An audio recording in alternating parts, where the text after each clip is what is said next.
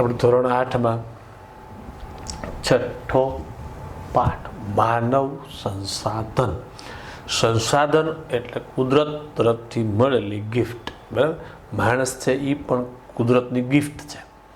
પેલી આપણને પ્રવૃત્તિ કીધી છે કે દરેક વિદ્યાર્થી પોતાના કુટુંબ વિશેની માહિતી તૈયાર કરશે, જેમાં નામ આવશે, કેટલું કોણ વ્યક્તિ ભણેલું છે, કેટલી ઉંમર છે, કેટલી સ્ત્રીઓ છે, કેટલા પુરુષો છે, કયા પ્રકારનો ધંધો કે નોકરી કરે છે, પોતાના રહેઠાણની વિગત કે પોતાનું મકાન ઘરનું છે, ભાડે છે તો એનું સરનામું, સમગ્ર વર્ગખંડનું એકત્રીકરણ કરી તેને બધા જ ક્લાસના વિદ્યાર્થીઓ છે એ બધાની માહિતી એકત્રીકરણ કરીએ તો વિવિધ જૂથમાં વર્ગીકૃત માહિતી તૈયાર કરવી પડે.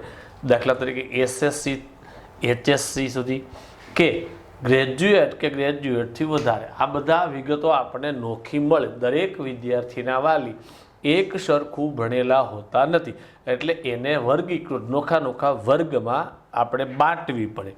તો હવે આપણે આગળ વધીએ કે શું તમે જાણો છો આપણે આખા વર્ગખંડની વિદ્યાર્થી કુટુંબની માહિતી મેળવી તેના સમગ્ર દેશની પણ આવી માનવ વસ્તી સંબંધી માહિતી નિયત સમયાંતરે મેળવવામાં આવે છે. તેના વિશે આપણે જાણકારી મેળવીશું. જેવી રીતે આપણે આપણા વર્ગખંડની માહિતી લઈ અને એને વિગતોને વર્ગીકૃત નોખા વર્ગમાં વહેંચી, એવી રીતે સમયાંતરે આપણા આખા દેશ અને દુનિયાની વસ્તી છે એના સંબંધી આવા પ્રકારની માહિતી એકત્રિત કરવામાં આવે છે. હવે આપણે જોયું વસ્તી ગણતરી શું છે અને શા માટે છે. કોઈ પણ દેશના અથવા કોઈ પણ વિસ્તારમાં વસતા લોકો વિશેની વિધિવત એક સ્ટેપની રૂપે માહિતી મેળવી તેની નોંધણી કરવામાં આવે એને વસ્તી ગણતરી કહેવામાં આવે છે. કે આ દેશની અંદર કેટલા સ્ત્રીઓ છે, કેટલા પુરુષો છે, કેટલા બાળકો છે, કેટલા ભણેલા છે, કેટલા અભણ છે, કોણ કેવો વ્યવસાય કરે છે, કેટલા પાસે ઘરનું મકાન છે, કેટલા પાસે ભાડે છે, કેટલા લોકો ઝૂંપડા મારીએ છે, કેટલા લોકો પાસે ભૌતિક સુખ સગવડતાઓનો વધારો. આ બધી જ માહિતી એકત્રીકરણ કરી અને એને નોંધવામાં આવે અને વસ્તી ગણતરી કહેવામાં આવે છે.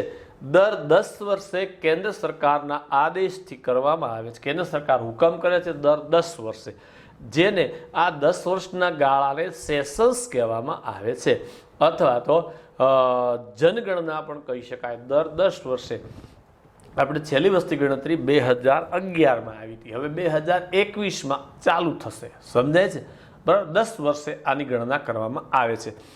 આપણા દેશમાં 2011માં છેલ્લે સેશન્સ વસ્તી ગણતરી કરવામાં આવી હતી, જે આઝાદી પછીની 7મી વખત. આપણે આઝાદ થયા પછી 2011માં જે વસ્તી ગણતરી થઈ એ 7મી વખત કરી હતી. આ વખતે દેશના દરેક નાગરિકને યુનિક નંબર અને ઓળખપત્ર આપવાનું આયોજન પણ થયેલ છે, જેને આપણે આધાર કાર્ડ કહીએ છીએ. જે 2011ની વસ્તી ગણતરીની વિશેષતા છે, બીજા વસ્તી ગણતરી કરતાં આમાં એક વસ્તી ગણતરીની વિશેષતા કે જે આધાર કાર્ડ, આજે આપણે આધાર કાર્ડનો દરેક જગ્યાએ ઉપયોગ કરીએ છીએ.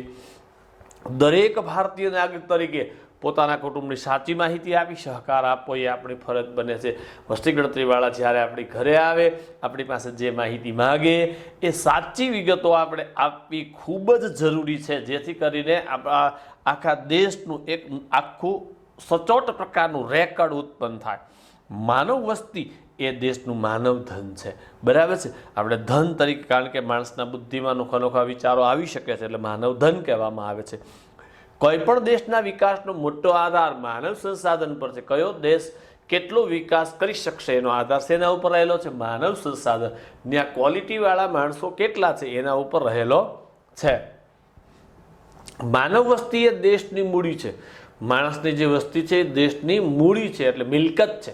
દેશના વિસ્તાર, કુદરતી સંપત્તિ થકી જે દેશનો વિકાસ થતો નથી. ખાલી દેશના વિસ્તારથી કે ખાલી દેશની સંપત્તિથી દેશનો વિકાસ નથી થતો, પરંતુ દેશના આર્થિક વિકાસનો પાયો દેશની માનવ વસ્તીનું કદ અને ગુણવત્તા પર. દેશનો જો આપણો નાણાકીય વિકાસ કરવો હશે તો એના માટે વિકાસનો પાયો શેમાં સમાયેલો છે? કેટલી માનવ વસ્તી છે અને એ માનવ વસ્તી કેટલા વિસ્તારમાં ફેલાયેલી છે, કદ. બરાબર છે? અને ગુણવત્તા, એમાં ક્વોલિટીવાળા માણસો કેટલા છે એના ઉપર રહેલો છે. લોકોની અંદર આરોગ્ય, બરાબર છે, શિક્ષણ અને કાર્યકુશળતા તેમજ મહેચ્છાઓ જેવી બાબતો ઉત્પાદકતામાં વધારે વધારે છે, તેથી દેશનો વિકાસ થાય છે. જો દરેક વ્યક્તિનું આરોગ્ય સારું હોય, સારું શિક્ષણ મેળવેલું હોય, ભણેલા હોય, કાર્યકુશળ, કાર્યમાં હોશિયાર હોય, મહેચ્છા હોય, એને કંઈક બનવાની તમન્ના છે, એ બધી જ બાબતો છે એ ઉત્પાદકતામાં વધારો કરે છે. કારણ કે નવા નવા વિચારથી નવા નવા પ્રકારના ઉત્પાદનો કરવાની ઈચ્છા થાય છે અને જે દેશના વિકાસમાં આગળ વધારો થાય છે. આપણા દેશની વસ્તીની ગુણવત્તા જાણવા દેશના આર્થિક વિકાસનું આયોજન કરવાના હેતુથી વસ્તી ગણતરી કરવામાં આવે છે. શા માટે વસ્તી ગણતરી કરવામાં આવે છે? જવાબ જડી ગયો બેટા. આપણા દેશની વસ્તીની ગુણવત્તા જાણવા, આપણા દેશની અંદર કેટલા ગુણવત્તાવાળા માણસો રહે છે, દેશના આર્થિક વિકાસનું આયોજન કરવું. આપણે નાણાકીય વિકાસ કરવો છે તો કઈ બાજુ કરવું, કઈ તરફ, કેને વધારે ફાયદો કરે તો દેશ આગળ જાય, એનું આયોજન કરવાના હેતુથી વસ્તી ગણતરી કરવામાં આવે છે.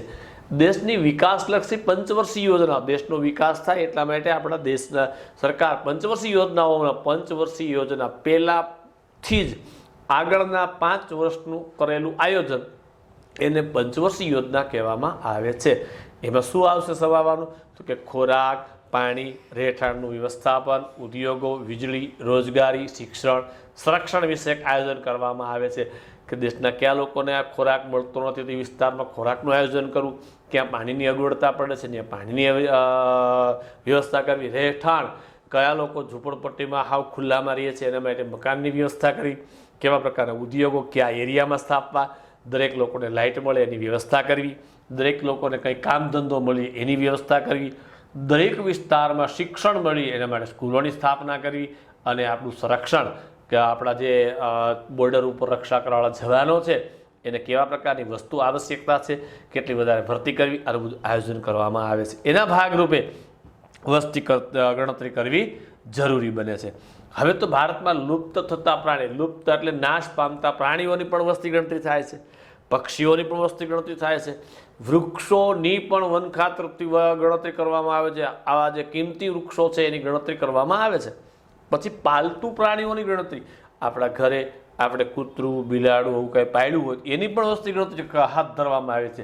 તેથી તે અંગે જરૂરી પગલાં લઈ શકાય. આ વસ્તી ગણતરીના આંકડા આપણી પાસે હશે તો આપણે એના વિશેને કંઈ આગળ લઈ જવા માટે પ્રોત્સાહન આપવા માટેના પગલાં લઈ શકીએ.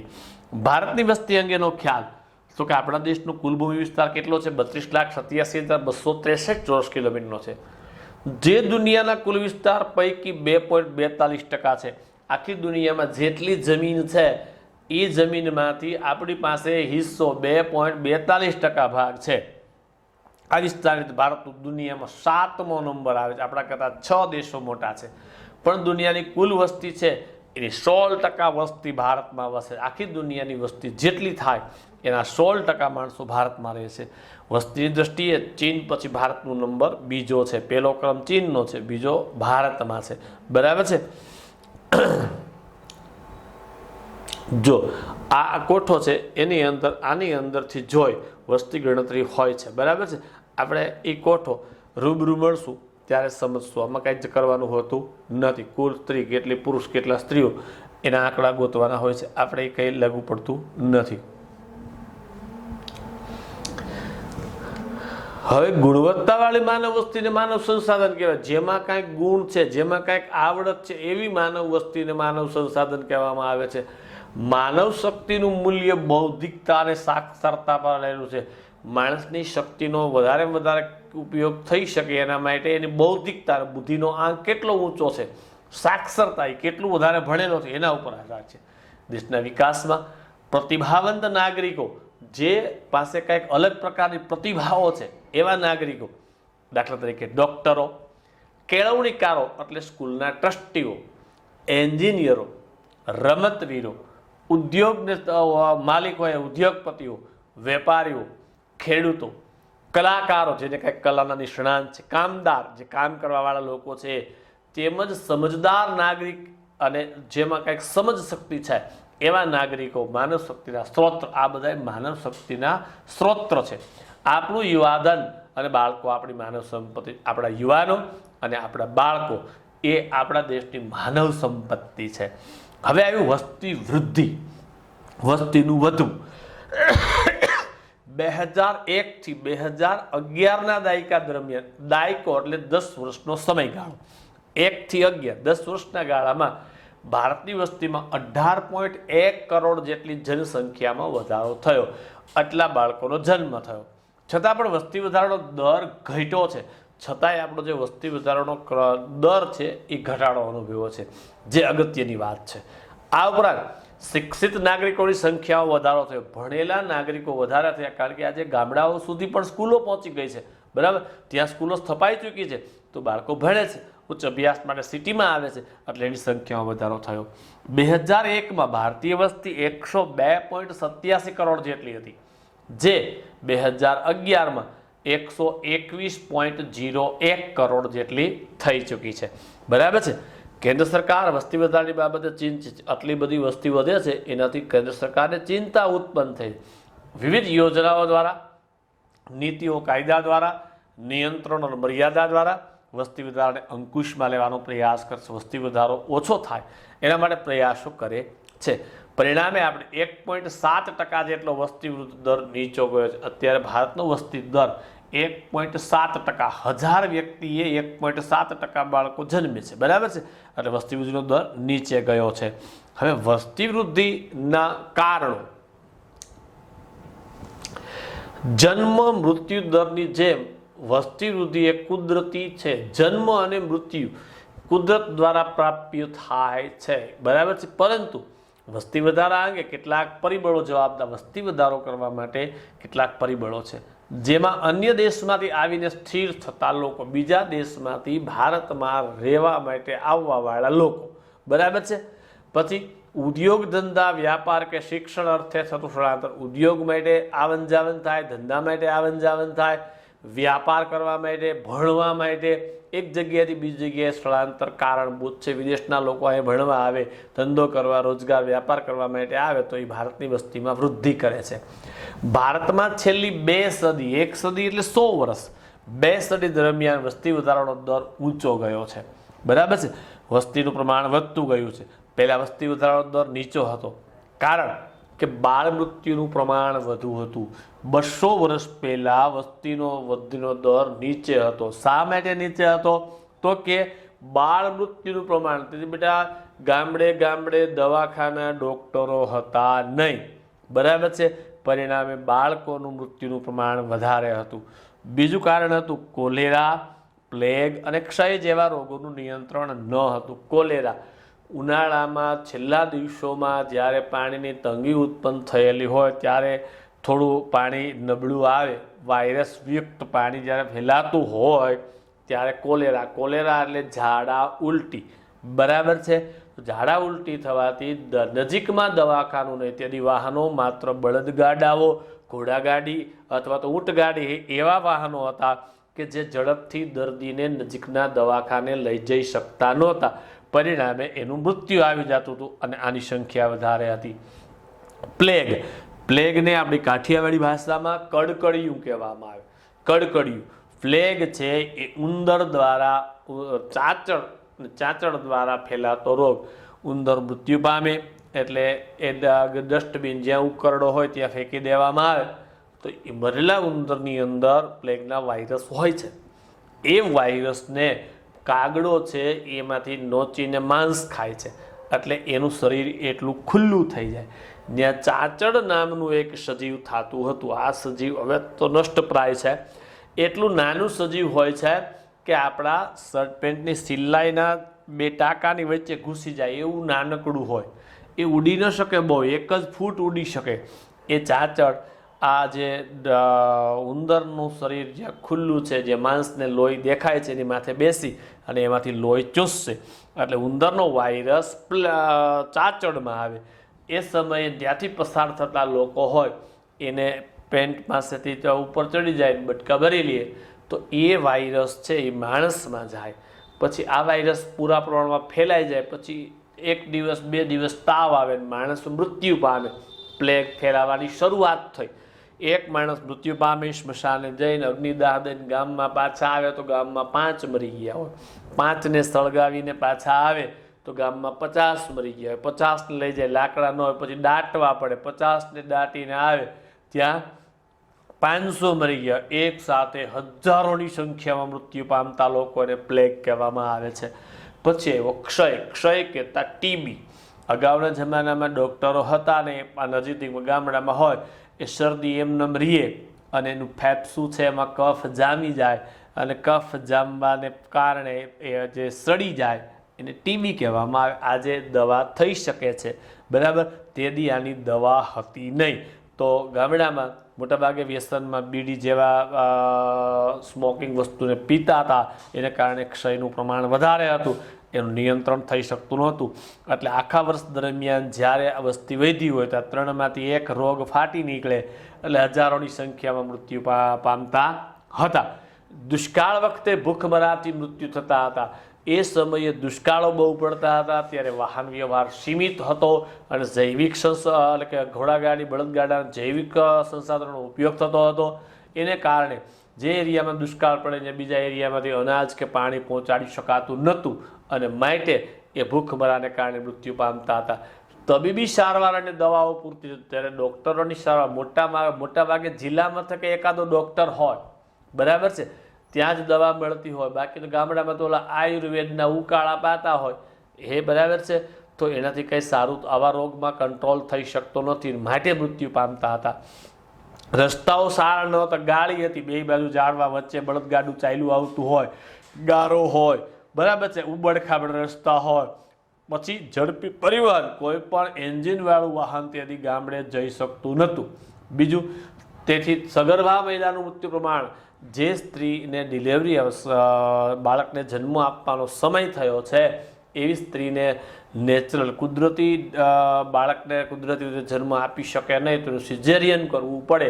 સિઝેરિયન કરવા માટે સિટીમાં જવું પડે. સિટી માટે વાહન નહોતું, માટે મહિલાનું મૃત્યુ થતું હતું, એના ગર્ભમાં રહેલું બાળક પણ મૃત્યુ પામતું હતું. આવા કારણોસર વસ્તી વધારો દેખાતો હતો નહીં.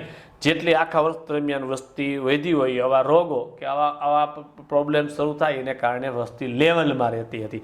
આપણે ક્યારેક બેઠા હોય વડીલો પાસે, બહુ મોટી ઉંમરના હોય, એને પૂછી દાદા તમારું કુટુંબ કેવડું, તો એ એમ કે 5 ભાઈઓ 3 બહેનો, 5 ને 3 8 ને 2 10 માણસનું કુટુંબ રેગ્યુલર જવા મળતું હતું. આજે આપણું કુટુંબ 2 પતિ પત્ની અને 1 અથવા 2 બાળક, બરાબર છે, છતાંય વસ્તી વધારો નડે છે. ઓલા એટલો પરિવાર તો વસ્તી વધારો નથી નડતો, કારણ કે આને કારણે વસ્તી લેવલમાં રહેતી હતી. આજે પરિસ્થિતિમાં બદલાવ થયો છે. હાલમાં મોટેભાગે પૂરતો પોષક આહાર મળી, દરેક લોકો છે એ પોષણ મળે એવો ખોરાક લઈ શકે છે. તબીબી સારવાર, આજે મોટાભાગના નાના ગામડાઓ પણ ડૉક્ટર અવેલેબલ છે. દવાઓથી ચેપી રોગનું નિયંત્રણ, જે ચેપ દ્વારા રોગ ફેલાય છે, દવાઓથી કંટ્રોલ કરી શકાય છે. ગામડા સુધી રસ્તાઓ થઈ ચૂક્યા છે. ઝડપી વાહન 108 જેવા સાધનો છે. ફોન કરો 15 મિનિટમાં આવી જાય, તરત જ હોસ્પિટલમાં લઈ જવામાં આવે છે, જેથી માનવ જીવ બચી શકે છે. ઝડપી સંદેશા વ્યવહારની સુવિધા, ફોન મોબાઈલ દ્વારા આપણે એક સંદેશો મોકલી શકીએ, તરત ગમે ત્યાંથી વાહન મગાવી શકીએ છીએ. તાત્કાલિક સારવાર, ઇમરજન્સી સારવાર, એને અમુક કેસોમાં તો આજે 108 બોલાવે તો એની અંદર તો જ્યાંથી બેસાડે એને ત્યાંથી જ સારવાર આપવામાં આવે છે, બરાબર છે, આપણે જાણીએ છીએ.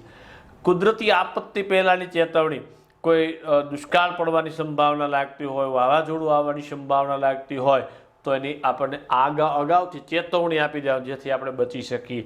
તેના પછીના વ્યવસ્થાપન, કુદરતી આપત્તિ આપ્યા પછી, આવી ગયા પછી આપણે શું કરવાનું છે, તો કે સરકાર દ્વારા આપણું પછીનું પુનઃવસન ફરીથી આપણને ત્યાં સ્થિર કરવા માટેની મદદ કરવામાં આવે છે. આને કારણે મૃત્યુદરમાં ઘટાડો જોવા મળે છે. જેથી વસ્તી વૃદ્ધિ જોવા મળે છે, આપણે મૃત્યુદરમાં ઘટાડો થયો અને જન્મદરમાં વધારો થયો, એને કારણે વસ્તી વૃદ્ધિ જોવા મળે છે. આ બધા પરિબળોને ઉપરાંત માનવ આયુષ્ય મર્યાદામાં સુધારો, સારો ખોરાક લઈએ છીએ, સારી દવા લઈએ છીએ અને પરિણામે આપણે આપણા આયુષ્યમાં વધારો કરી શક્યો છીએ, બરાબર છે. સરેરાશ આયુષ્ય વધ્યું છે. 1920માં સરેરાશ આયુષ્ય 40 થી 41 વર્ષનું હતું, બરાબર, એની આસપાસ. જ્યારે આજે વધીને 63 થી 64 વર્ષનું થઈ ગયું. એટલે સારો એવો આપણો આયુષ્ય મર્યાદામાં વધારો થયો છે. ઉપરાંત કેટલાક કારણોસર જન્મદરમાં ઘટાડો થયેલ નથી. હજી ગામડાઓની અંદર એવી માન્યતાને કારણે જન્મદર ઘટાડી શક્યા નથી. જેમ કે નિરક્ષરતા, અભણ લોકો, પછી અંધશ્રદ્ધાને માનવાવાળા લોકો, પછી વહેમને માનવાવાળા લોકો અને રૂઢિગત માન્યતાઓની પરંપરા, આ બધા લોકો નિરક્ષર, અંધશ્રદ્ધાવાળા, વહેમવાળા અને રૂઢિગત માન્યતાવાળા એનું માનવું એવું છે કે દરેક પરિવારમાં એક દીકરો જોઈએ. આ દીકરો મેળવવા માટે એના ઘરે પહેલી દીકરી આવે, બીજી ત્રીજી દીકરી આવે, ચોથી પાંચમી દીકરી આવે, છઠ્ઠો દીકરો આવે તો 6 બાળકોનો જન્મ થયો. કારણ કે આ નિરક્ષર છે, અંધશ્રદ્ધા છે, એને કારણે જન્મદરમાં એવો ઘટાડો કરી શકા નથી. પછી બાળ લગ્ન મુખ્ય કારણ. અગાઉના જમાનાની અંદર બાળ લગ્નો થતા હતા. હવે સાયન્સ એવું કહે છે કે 16 વર્ષની દીકરી થાય પછી પ્રજોત્પત્તિ કરવા માટે સક્ષમ બની જાય. 16 વર્ષથી 50 વર્ષ સુધી એ બાળકને જન્મ આપી શકે છે. તો 16 ને 4 20 ને 30 50 એટલે 34 વર્ષ. દર 2 વર્ષે એક બાળકનો જન્મ આપે તો 17 બાળકોને જન્મ આપી શકે. એટલે એને કારણે વસ્તી વૃદ્ધિનો દર નીચે જઈ શકતો નથી. ગરીબીને કારણે ગરીબ લોકોનું માનવું એવું છે કે ઝાઝા માણસો હોય છે તો ઝાઝી આવક થશે એટલે એનું કુટુંબ મોટું હોય છે. બધાય કામે ને બધાય ખાય, પણ એને ખબર નથી આવક વધે છે, સામે જાવક પણ વધે છે, એ વિચારતા નથી. વિધવા પુનઃ લગ્ન. અગાઉના જમાનામાં સ્ત્રીનો પતિ મૃત્યુ પામે પછી એને વૈધવ્ય પાળવાનું હોય. વૈધવ્ય પાળે એટલે કોઈ સ્ત્રી છે એને 18-19 વર્ષે એનો પતિ મૃત્યુ પામે, લગ્ન થઈ ગયા છે પણ સંતાન નથી, પણ બીજા લગ્ન કરી શકે નહીં, એટલે પોતાથી વસ્તી વૃદ્ધિ કરી શકશે નહીં. હવે આજે આપણે પહેલા પાઠમાં જોયું રાજા રામમોહન રાય જેવા સમાજ સુધારકના પ્રયત્નોથી આપણે વિધવાના ફરી વખત લગ્ન કરવાની છૂટ આપી છે. એટલે કોઈ સ્ત્રીનો પતિ 21 વર્ષે ગુજરી ગયો, સંતાન નથી, કંઈ વાંધો નહીં, પણ બીજા લગ્ન કરે છે તો ત્યાં 2 સંતાન થાય છે, તો એ જન્મદરમાં વધારો થાય છે. નાના કુટુંબની આદર્શ ભાવનાનો અભાવ. નાનું કુટુંબ, સુખી કુટુંબ એવો આદર્શ આપણે જાળવતા નથી. બરાબર છે. અને કુટુંબની સંખ્યા મોટું બળ એકત્રિત કરવા માટે આપણે વધારે કુટુંબની જનસંખ્યામાં ઉમેરો થાય છે. આવા અનેક પરિબળોથી વસ્તી વધારો જોવા મળે છે. વસ્તી વધારો થતાં કેટલીક વ્યવસ્થાપનની સમસ્યાઓ પેદા થાય. વસ્તી વધી એટલે કેટલીક વ્યવસ્થાઓમાં આપણને મુશ્કેલી ઊભી થાય. ખોરાક, વસ્તી વધશે તો ખોરાક ઝાઝો જોશે, પાણી ઝાઝું જોશે, રહેઠાણ રહેવા માટેના મકાનો ઝાઝા જોશે. આ ઝાઝી વસ્તી છે પર્યાવરણમાં પ્રદૂષણ પેદા કરશે, એને સંરક્ષણ કરવાનો પ્રશ્ન ઉપસ્થિત થશે. આ ઝાઝી વસ્તીને કારણે એને રોજગારી, ધંધો, કામ ધંધો આપવા માટે પ્રોબ્લેમ થશે. ઝાઝી વસ્તીને કારણે ટ્રાફિક નિયમન, જ્યાં જુઓ ત્યાં ભીડ જોવા મળે, ટ્રાફિકને કંટ્રોલ થઈ શકતો નથી. આના ઉકેલ અનેક યોજનાઓ, તકેદારીના પગલાં, કાયદાકીય જોગવાઈ પણ કોઈ આના જવાબ મેળવવા માટે અનેક યોજનાઓ અમલમાં મૂકવામાં આવે છે. અને તકેદારી એને બરાબર જાળવીને આપણે સોલ્યુશન કાઢવાના પગલાં લેવામાં આવ્યા છે. કાયદાકીય જોગવાઈ પણ કરવી પડે છે. હવે આપણે જાણવાનું કીધું બાળ લગ્ન પ્રતિબંધ ધારા મુજબ પુરુષની ઉંમર 21 વર્ષ, સ્ત્રીની ઉંમર 18 વર્ષ માટે લગ્ન નક્કી કરેલા છે તે લગ્ન કરવા તે ગુનો બને છે. આનાથી નીચે ઉંમરે લગ્ન કરી શકાય નહીં. હવે કોઈ બાળકને, કોઈ વ્યક્તિની બર્થ ડેટ, છોકરો છે એની બર્થ ડેટ છે એની કાલે બર્થ ડેટ છે, કાલે એના 21 પૂરા થાય છે, 22મું બેસે છે, તો જો એના લગ્ન આજે થાય તો બાળ લગ્ન પ્રતિબંધક ધારો લાગે. સ્ત્રીની ઉંમર 18 તો કોઈ દીકરીની ઉંમર આજે આવતીકાલે 21 વર્ષ થતા હોય ને આજે એના લગ્ન હોય તો એ બાળ લગ્ન છે, ગુનો દાખલ થાય છે, સજા અને દંડ કરવામાં આવે છે. હવે આપણને વિચારવાનું કીધું ઓછા બાળ જય ગોપાળ, નાનું કુટુંબ સુખી કુટુંબ. ઓછા બાળકો તો જય ગોપાળ, ગોપાળ કહેતા કૃષ્ણ. તો ઝાઝા બાળકો હોય તો વડીલો છે એ ભગવત નામ સ્મરણ કરી શકતા નથી, કારણ કે અવાજોને કારણે એ ડિસ્ટર્બન્સ થાય છે. 2 બાળકો હોય, એક સવારે ભણવા જાય, એકલું કાંઈ અવાજ કરી શકે નહીં, એ બપોરે પાછું આવે, બપોરે જાય તો એના વડીલો છે શાંતિથી ઈશ્વરનું ભજન કરી શકશે. એટલે ઓછા બાળ જય ગોપાળ. પછી નાનું કુટુંબ સુખી કુટુંબ. આજે 2 પતિ પત્ની છે એ કમાય છે, એની માસિક આવક 50,000ની છે અને એને 2 જ બાળકો છે, તો એ બાળકને જ્યારે જે સમયે જે વસ્તુ જોશે એ એને લઈ દઈ શકશે. એને બદલે 15,000ની આવક હોય અને 5-7 બાળકો હોય તો એ સુખ મેળવી શકતા નથી, કારણ કે એને જ્યારે જે વસ્તુ જોઈએ તે આપી શકાય, કારણ કે આવકની મર્યાદા 15,000 છે. દરેક કુટુંબ કે સમાજ માટે નાના કુટુંબનો આદર્શ ભાવના છે કે કેમ, બરાબર છે, એવી ચર્ચા કરવાની કીધી. સમાજમાં વ્યાપ્ત અંધશ્રદ્ધા, વહેમ, રૂઢિગત પરંપરાઓ નિરક્ષરતા દૂર કરવા શું કરવું જોઈએ? લોકોને આગળ આવવું જોઈએ, સમજાવવું જોઈએ, વહેમ કે અંધશ્રદ્ધા છે એની સાચી માહિતી આપવી જોઈએ. ચર્ચા કરવાની નોંધ આપણે જ્યારે ઓફલાઈન થાય ત્યારે આ વસ્તુ થઈ શકે.